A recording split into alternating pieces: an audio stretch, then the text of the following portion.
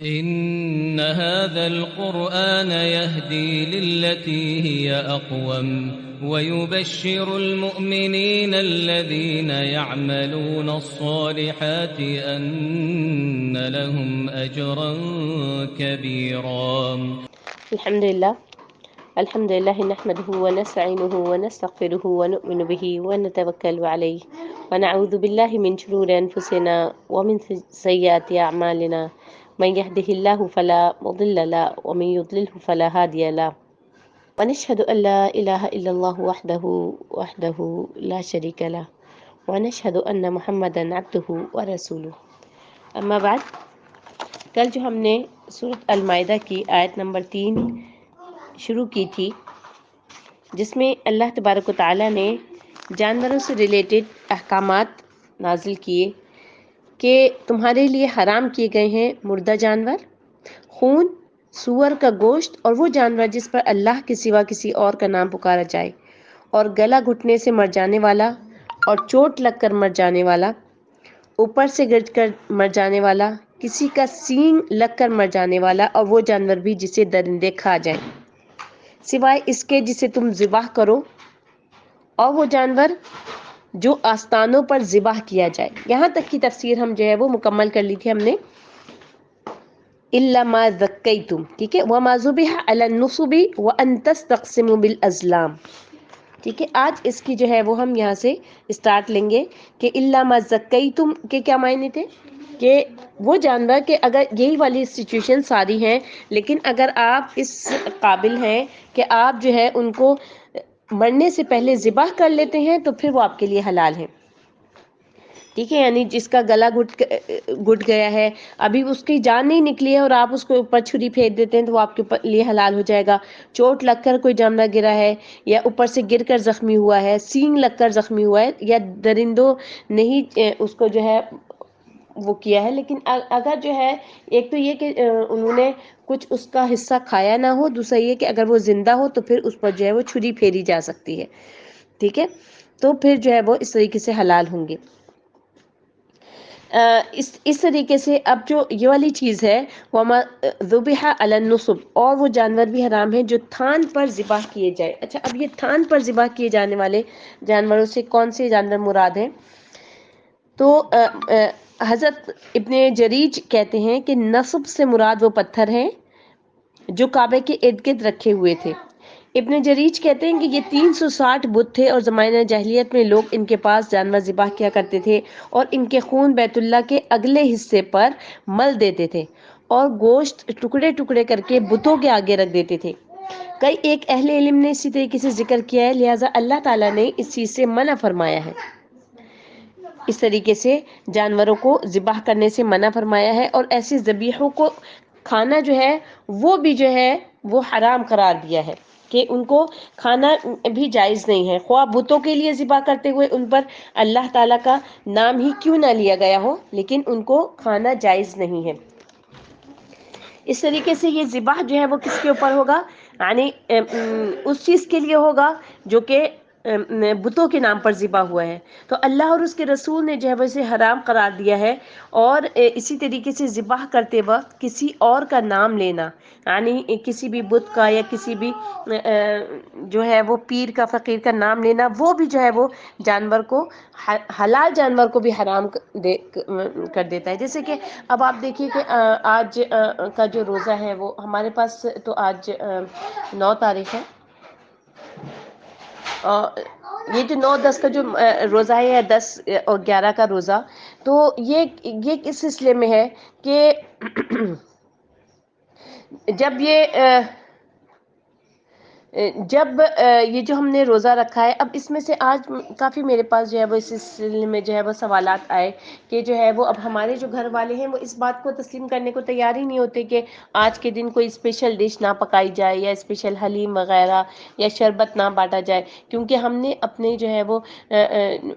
دادی داداؤں اور نانی ناناؤں کو یہی کرتے ہوئے دیکھا ہے، تو ہم یہ کام ضرور کریں گے. اب آپ دیکھیے کہ قرآن میں اللہ تبارک و تعالیٰ نے کتنی ہی جگہوں پر اس چیز کا ذکر کیا ہے کہ جو مشرکین مکہ تھے وہ کیا کہتے تھے، وہ یہی کہتے تھے نا کہ ہم نے اپنے باپ داداؤں کو ایسا کرتے ہوئے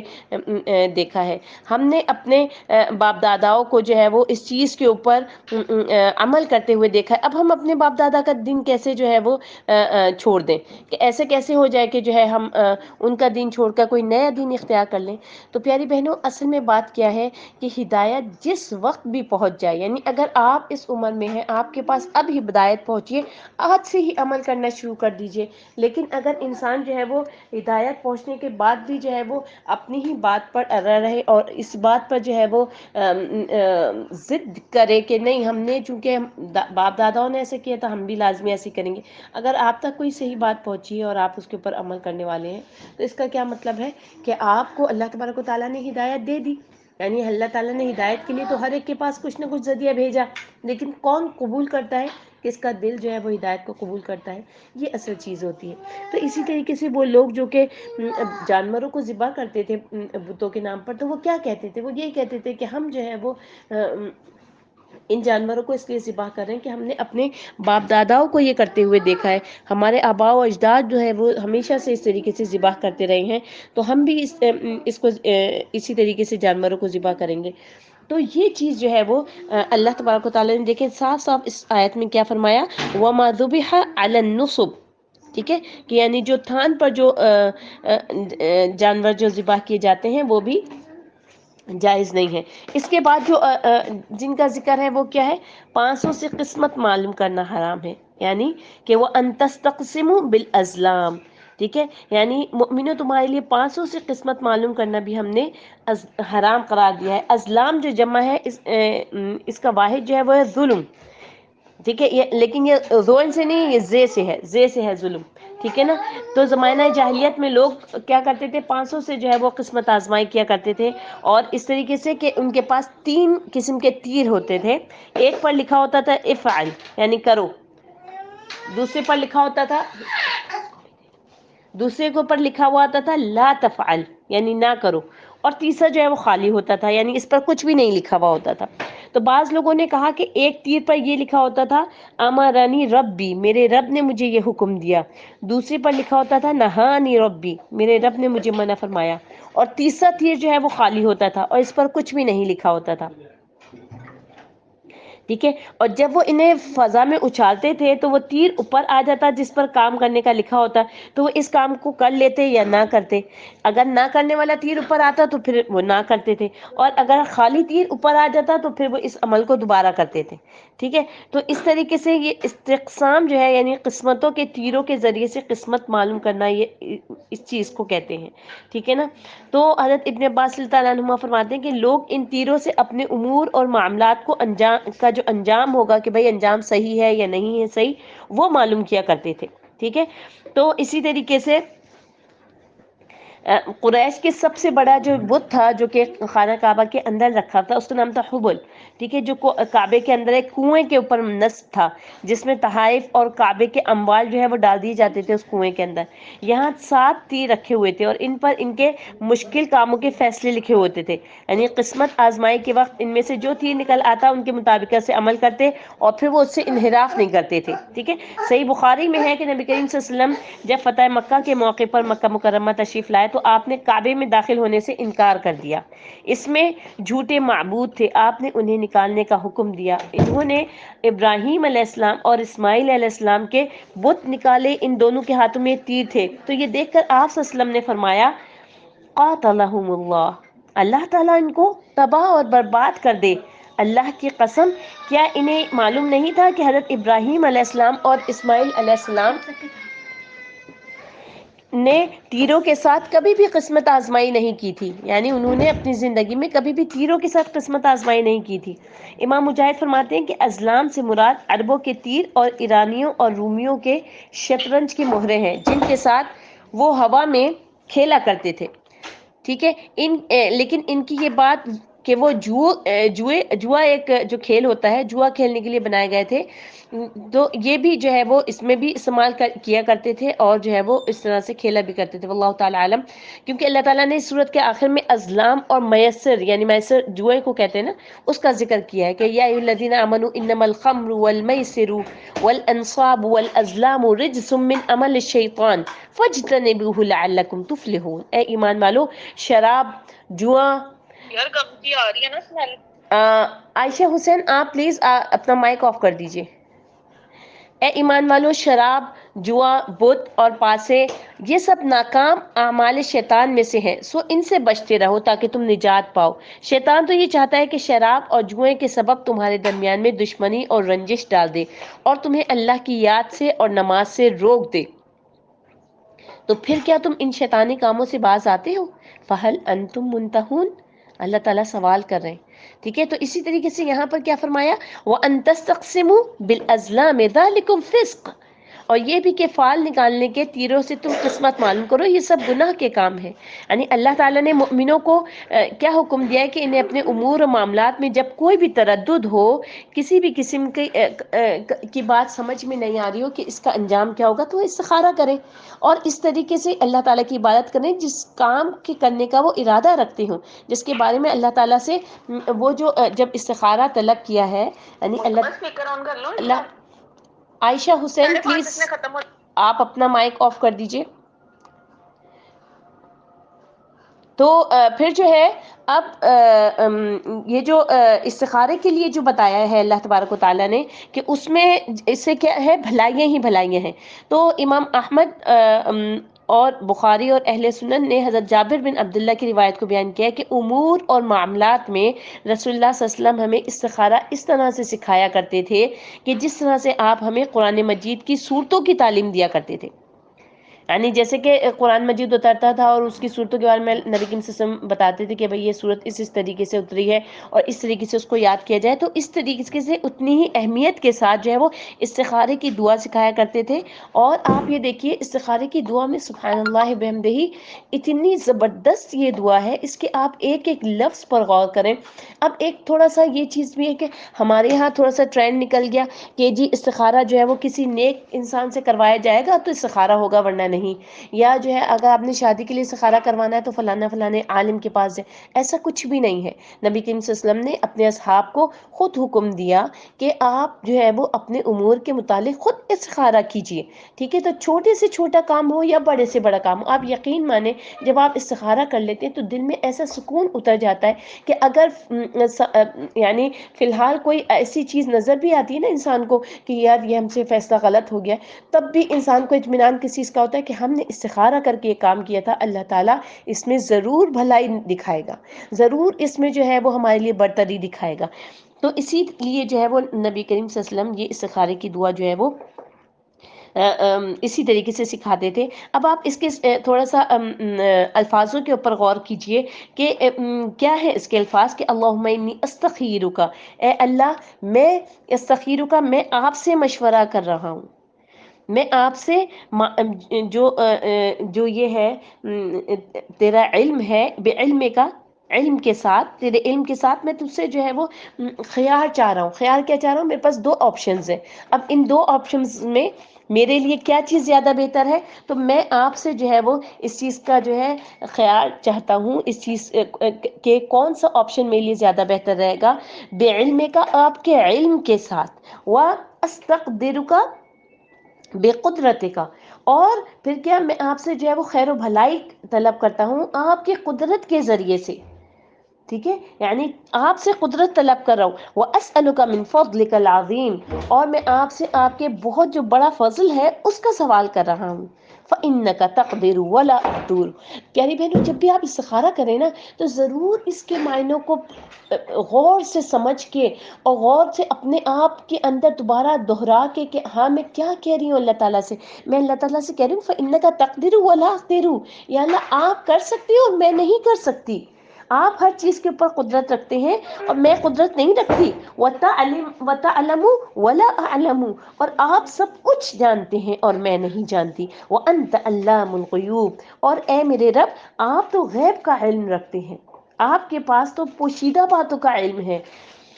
اللہم فإن كنت تعلم ان هذا الامر، اے اللہ اگر آپ جانتے ہیں کہ یہ بھی کام، جو بھی کام ہے، یعنی اس کام، جو کام آپ کرنا چاہ رہے ہوتے ہیں اس کام کا آپ یہاں پر نام لیتے ہیں کہ اے اللہ یہ جو کام ہے جو میں کرنے جا رہی ہوں اس کا نام لے کے، خیر لی فی دینی و دنیا، دیکھیے کتنے بہترین الفاظ ہیں کہ اللہ اگر یہ کام میرے لیے، میرے دین کے لیے، یعنی آپ دیکھیں ایک مومن جو ہے وہ صرف دنیا کے بارے میں نہیں سوچتا، بلکہ آپ یہ دیکھیے کہ دین کے اعتبار سے، دنیا کے اعتبار سے، معاش کے اعتبار سے اور انجام کے اعتبار سے، یا اللہ اگر یہ میرے لیے خیر لی ہے، یعنی یہ میرے لیے اگر بہتر ہے، تو جو ہے آپ جو ہے وہ میرے لیے اس کو فقدر ہولی، یا پھر بعض اس میں یہ بھی آیا ہے اوقال عاجل امری و آجلی ہی، ٹھیک ہے. تو یہ اگر میری دنیاوی زندگی کے اعتبار سے اور اخروی زندگی کے اعتبار سے میرے حق میں بہتر ہے تو کیا کر دے، فقدر ہولی، میرے لیے مقدر فرما دے. صرف مقدر ہی نہیں کر، پھر کیا کر، ویسر ہولی، جو کام ہے نا اس کو آسان بھی کر دیجیے یا رب. پھر مقدر بھی کر دے، آسان بھی کر دے، اور پھر کیا کرے، ثم بارک لی فی، اور اے اللہ اس میں برکت بھی عطا فرما دے. اللہم وان کنت تعلم، اور اے اللہ اگر تو جانتا ہے کہ یہ جو میرا یہ کام ہے میرے لیے شر ہے، یعنی اس میں میرے لیے برائی ہے، کسی بھی قسم کی برائی ہے، فی دینی، میرے دین کے لیے، و دنیا یا و معاشی و عاقبت امری، چاہے میرے دین کے لیے برائی ہے، میری دنیا کے لیے برائی ہے، میرے معاش کے لیے برائی ہے، میری آخرت کے لیے برائی ہے، کسی بھی اعتبار سے برائی ہے، یا آپ نے فرمایا کہ میری دنیاوی زندگی کے اعتبار سے اور اخروی زندگی کے اعتبار سے میرے حق میں یہ کام برا ہے، تو پھر کیا کر دے، فاصرفنی عنہ، مجھے اس کام سے دور کر دے، واصرفنی عنہ، اور اس کام کو بھی مجھ سے دور کر دے، صرف مجھے ہی دور نہیں کر بلکہ اس کام کو بھی کہہ دے کہ اس بندے سے تو دور ہٹ جا. وقدر لی الخیر، اور میرے لیے خیر لے آ، یعنی اب صرف یہی نہیں کہ بس اب ایک استخارہ کیا تھا پھر ختم نہیں، یا اللہ اگر یہ والا کام تو بھلائی بھلا نہیں ہے نا میرے لیے، تو میرے لیے خیر اور بھلائی مقدر میں لکھ دیجیے، اور پھر کیا کرے، میں نے مجھے عطا کر دیجئے، اور پھر کیا کرنا ہے، ثم ارضنی بہ، اور مجھے اس پر راضی بھی کر دے. یعنی بعض اوقات ایسا ہوتا ہے نا کہ کسی چیز پہ آپ استخارہ کر رہے ہوتے ہیں، آپ کا دل راضی نہیں ہو رہا ہوتا، آپ کو سامنے سے جو اسباب نظر آ رہے ہوتے ہیں، سامنے سے آپ کو جو انجام نظر آتا ہے وہ غلط ہوتا ہے، آپ کا دل ہی نہیں راضی ہو رہا تھا اس کام کے لیے. تو اگر وہ واقعی اچھا نہیں ہے، اور کچھ کام آپ دیکھیں اس کے برعکس ہوتے ہیں کہ آپ کو اتنا اچھا لگ رہا ہوتا ہے، ہر اعتبار سے، دنیاوی اعتبار سے بھی، آپ کے مالی فائنینشلی اعتبار سے بھی آپ کو اچھا لگ رہا ہوتا ہے، آپ کے رشتہ داروں کے اعتبار، ہر لحاظ سے وہ آپ کو اچھا لگ رہا ہے، لیکن وہ اچھا نہیں ہے. اب اللہ تعالیٰ سے آپ کیا دعا کر رہے ہیں، ثم ارضنی بہ، یا اللہ مجھے اس پہ راضی بھی کر دے. تو جب نبی کریم صلی اللہ علیہ وسلم نے اتنی بہترین دعا جو ہے وہ سمجھا دی، اتنی بہترین دعا سکھا دی، تو پھر ہمیں کیا ضرورت پڑی ہے کہ ہم جو ہے وہ پیر و فقیروں کے پاس جائیں، یا فال نکلوائیں، یا کسی نجومیوں کے پاس جائیں، یا پھر جو ہے وہ ہم اپنی قسمتوں کا حال معلوم کریں کہ ہمارے لیے کیا چیز بہتر رہے گی اور کیا چیز ہمارے لیے بہتر نہیں رہے گی. نبی کریم صلی اللہ علیہ وسلم نے فرمایا کہ جس نے کسی نجومی کے پاس جا کر اس سے کسی چیز کے بارے میں سوال کیا تو اس کی 40 راتوں کی نماز قبول نہیں ہوگی، یعنی 40 دن تک اس کی نماز جو ہے وہ قبول نہیں ہوگی. یعنی جس نے کسی نجومی کے پاس جا کر اس سے کسی بھی چیز کا سوال کیا، یعنی آپ اس سے یہ پوچھتے ہیں کہ مجھ پر کسی نے جادو تو نہیں کر دیا، کیونکہ اکثر لوگ جو ہے وہ لا علمی میں یہ کام کر رہے ہوتے ہیں، یعنی پہلے سے خود ہی سے جو ہے وہ ازیوم کر لیتے کہ جو ہے ہم پر کسی نے جادو کیا ہوا ہے، پھر اٹھ کر چل دیتے ہیں پوچھنے کے لیے. تو کسی ایسے پوچھنے والے سے جس کو کہ خود کو خبر نہیں ہے، اور وہ بھی کسی نہ کسی کا نام لے لیتے ہیں، یعنی مزید بہتان تراشی کر رہے ہوتے ہیں، ٹھیک ہے. تو اس لیے جو کسی نجومی کے پاس جا کر، یعنی غیب کی خبریں دینے والے کے پاس جا کر، اور اس سے جا کر کچھ جو ہے وہ پوچھتا ہے کہ اچھا ہمارے گھر میں چوری ہو گئی ہے تو کس نے چوری کی ہے، تو اس کی جو ہے وہ کیا کہا، 40 رات تک جو ہے وہ نمازیں گزر جو ہے نمازیں اس 40 راتیں گزر جائیں گی، اس کی نمازیں قبول نہیں ہوں گی۔ اس کا یہ مطلب نہیں کہ 40 دن اب نماز نہ پڑھی جائے، یعنی کہ اب پتہ چل گیا بھائی ہم تو نجومی کے پاس گئے تھے تو 40 دن جو ہے وہ اب ہماری نمازیں تو قبول ہوں گی نہیں، تو اب نماز ہی نہ پڑھی جائے، تو جو پچھلی پڑھی ہوئی ہیں ان میں سے بھی 40 کو اللہ تعالیٰ ختم کر سکتا ہے۔ تو یہ کتنا بڑا جرم ہے کہ ہمارے معاشرے میں کتنا عام ہے، کہیں ایسا لکھا ہوتا ہے کہ یہ ہفتہ آپ کے لیے کیسا رہے گا، یہ ہفتہ آپ کے اوپر کیسا گزرے گا، اخبارات میں بھی دیا جاتا ہے، ٹی وی چینلز پہ بھی اس طرح کی باتیں ہو رہی ہوتی ہیں، کہیں جو ہے وہ کہا جاتا ہے کہ ہم آپ کے لیے استخارہ کرتے ہیں اور غیب کا علم جو ہے وہ آپ کو بتاتے ہیں، کہیں پر جو ہے وہ کچھ